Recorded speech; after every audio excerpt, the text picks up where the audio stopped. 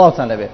لاژێر ناوی پاکردنەوەی ناوچەکە لە گروپە چەکدارەکان ئەمڕۆ دوو فەوجی پۆلیسی اتحادی وێزەکانی سوات گەیشتنە قەزای دووس خوڕمات و سەرچاوەیەک لە پۆلیسی پارێزگای سەلاحەدین ڕایگەیاند هاتنی ئەو دوو فەوجەی پۆلیس بۆ قەزاکە لەسەر ڕاستپاردەی لیژنەی وەزاری بووە بۆ دابینکردنی پێداویستەکانی قەزاکە.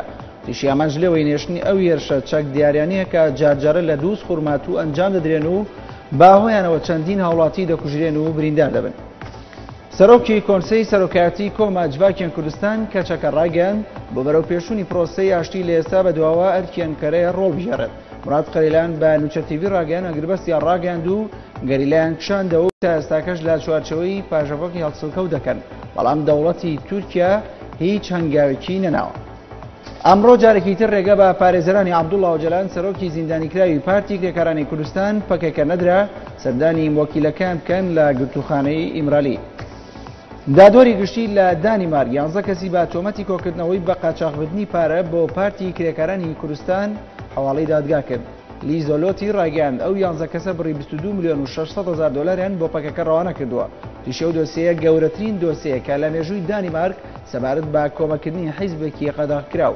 تیشی 6 کەس لە تۆمەتبارەکان لە ساڵانی نێوان 2009 و 2012 ئەو کاریان ئەنجام داوە، لە کاتێکدا 5 تۆمەتبارەکی تریان بارەکانیان لە وڵاتی ئەوروپا و کۆ کردوێتەوە و ڕادستی پەکەکەیان کردووە.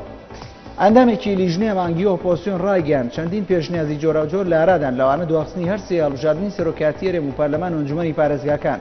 ئەبوبەکر عەلی ئەندامی لیژنەی مانگی ئۆپۆزسیۆن بە دەنگی ئەمریکای ڕاگەیاند لە دوایین کۆبوونەوەی ئۆپۆزسیۆن بۆ چاوچۆکنی پرسی ئاڵۆوێری ئۆپۆزسیۆن بۆ سەرۆکایەتی هەرێم کۆمەڵێک پێشنیازیان کردووە بۆ سەرکردایەتیان. سەرچاوەکی پۆلیس لە شاری بەغدا ڕایگەیاند دوێنێ شەو بۆمبێکی چەندراو لە کافتریای جارالقەمەر لە ناوچەی عەظەمیە لە باکووری شاری بەغدا تەقیوەتەوە و لە ئەنجامدا لانیکەم 5 کەس کوژران و 19 تریش بریندار بوون کە برینی هەندێکیان سەختە. حکوومەتی کۆیت تاکیدی کردەوە تا ئێستا عێراق بە شێوەیەکی تەواوەتی لە ژێربەندی حەوتی نەتەوەگرتوەکان دەرنەچووە. ڕاشیان بڕیارەکەی دوێنێ ئەنجومەنی ئاسایش بە شێوەیەکی باش ڕەنگدانەوەی لەسەر پەیوەندیەکانی نێوان کۆیت و عێراق و کۆمەلگای نێودەوڵەتی دەبێت. لەگەڵ بەردەوامبوونی قەیرانی سیاسی نێوان حکوومەتی میسر و بەرەی ئۆپۆزسیۆنی ئەو وڵاتە و لە دوای ڕەتکردنەوەی دەستپێشخەرەکەی مۆرسی بۆ ئەنجامدانی گفتوگۆی نیشتیمانی لەلایەن بەرەی ڕزگاریخوازی ئۆپۆزسیۆنەوە، ئەمڕۆ چەند هێزێکی سیاسی لە یانگری مۆرسی داوای ئەنجامدانی خۆپیشاندانیان کرد بە مەبەستی پشتگیریکردن لە سەرۆکی وڵات لە ژێر ناوی شەرعیەت هێڵی سوورە. لە ڕاگەیەندراوێکیاندا هێزە سیاسیە لە یانگرەکانی حکوومەتی میسری داوایان لە سەرۆکی ئەو وڵاتە کرد کۆمەڵێک ڕەوشێنی توند بگرێتە بەر بۆ کۆتایێنان بە قەیرانی سیاسی لە وڵاتەدا.